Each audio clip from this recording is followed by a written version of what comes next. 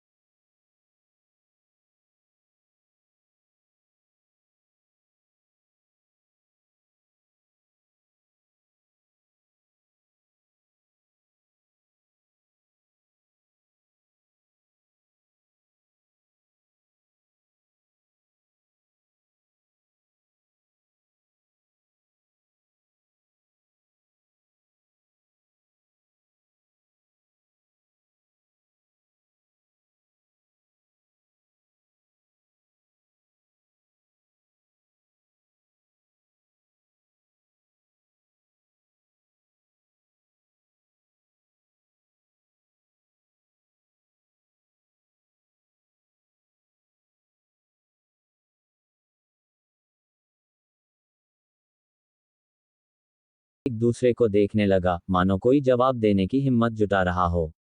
इस रात की गूंज अभी खत्म नहीं हुई थी, और अभियंत के सवालों के जवाब अभी भी अधूरे थे। अभियंत ने धीरे से अपनी आंखें बंद की और गहरी सांस लेते हुए बोला, मुझे ऐसा क्यों लगता है कि यह सब मेरे साथ पहली बार नहीं हो रहा। हर रात मुझे ऐसा एहसास होता है कि कोई मुझे पुकार रहा है, कोई मेरे करीब आता है, लेकिन जैसे ही मैं जागता हूँ, सब कुछ गायब हो जाता है।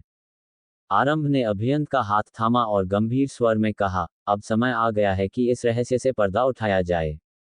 हम सब मिलकर इसका हल निकालेंगे। आकृति, जो अब तक चुप थी, धीरे से बोली, कहीं ये सब पिछले जन्म की कोई छाया तो नहीं, या फिर कोई पुराना अधूरा वादा जो आज भी तुम्हारा पीछा कर रहा है।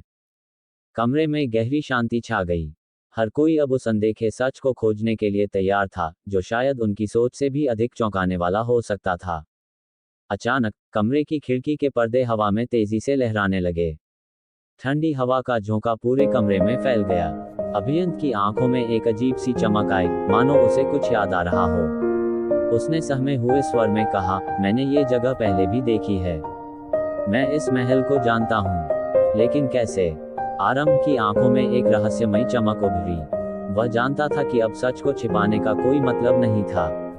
उसने गहरी सांस ली और धीरे से कहा, क्योंकि यह सिर्फ एक संयोग नहीं है, अभियंत। तुम्हारे साथ जो हो रहा है, वह तुम्हारे पिछले जन्म से जुड़ा है। सभी ने चौंक कर आरंभ की ओर देखा। आकृति की आंखों में चिंता और उत्सुकता के भाव थे। आरंभ ने आगे कहना जारी रखा, मैं और आकृति, हम पिछले जन्म में नाग और नागिन थे। ये जीवन हमारा पुनर्जन्म है। हमें इस दुनिया में फिर से मिलने का अवसर मिला है, लेकिन जो अधूरा रह गया था, वह अब भी हमारे साथ है। अभियंत ने आश्चर्य से आरंभ को देखा, तो क्या मेरे साथ जो हो रहा है, वह भी उसी कारण से है? क्या मेरा भी कोई पुराना संबंध है?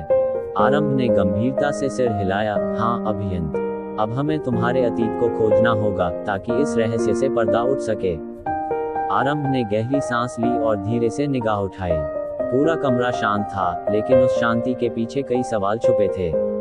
हर कोई उसी की तरफ देख रहा था, जैसे किसी अनकहे रहस्य की परतें खोलने की प्रतीक्षा कर रहा हो। तभी आरंभ ने अपना हाथ उठाया और हल्का सा लहराया। उसके हाथ से एक रहस्यमयी रोशनी निकली, एक दिव्य आभा, जो केवल वही देख सकता था। ये रोशनी हवा में घुलकर एक लहर की तरह सब पर छा गई और धीरे धीरे सबके भीतर समा गई। एक पल के लिए सबकी आंखों में एक अजीब सा खालीपन तैर गया, जैसे किसी ने उनके दिमाग से कुछ मिटा दिया हो। और सचमुच जो कुछ अभी अभी हुआ था वह सभी भूल चुके थे। अब उनके जेहन में बस अभियंत का रोना और उसकी तकलीफ ही बची थी। आरंभ ने सब पर एक नजर डाली, फिर शांत स्वर में कहा, अब सब सो जाए, अभियंत अब ठीक है। आकृति ने तुरंत आगे बढ़कर आरंभ का हाथ थामा और कहा, अभियंत आज हमारे साथ सोएगा। अभियंत चौंका, उसकी आंखों में हल्की सी उलझन उभरी। नहीं मम्मी, डैडू, मैं ठीक हूँ, आप लोग आराम से सो जाए, मैं यहीं सो जाऊंगा। आकृति ने उसके सिर पर प्यार से हाथ फेरा और स्नेह भरी लेकिन दृढ़ आवाज में बोली, नहीं, तुम्हें हमारे साथ चलना होगा। कमरे में कुछ पलों तक सन्नाटा छाया रहा। फिर एक एक कर सभी अपने अपने कमरों की ओर बढ़ गए। अब वहां सिर्फ 3 लोग थे, आरंभ, आकृति और अभियंत।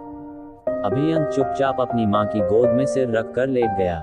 उसकी आंखें बंद थीं, लेकिन मन में असंख्य सवाल उठ रहे थे। क्या ये सब कोई सपना था, या फिर कोई सच्चाई जिसे वह अभी समझ नहीं पा रहा था।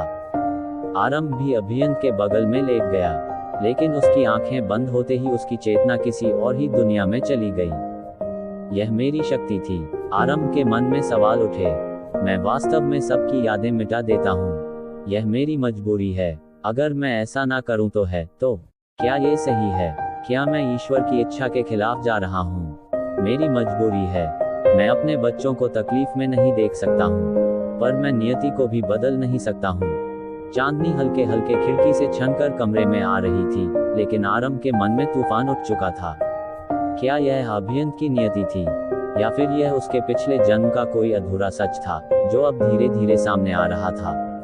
रात गहरी थी, लेकिन ये रात सिर्फ बाहरी दुनिया के लिए थी। आरंभ और अभियंत के मन के भीतर सवालों का तूफान उमड़ रहा था। अभियंत के जीवन की घटी घटना जो उनके जीवन को हमेशा के लिए बदल सकती थी। अब आगे कहानी कल के एपिसोड में सुनना न भूले। दिल मेरा धड़कन तेरे, एक गहरे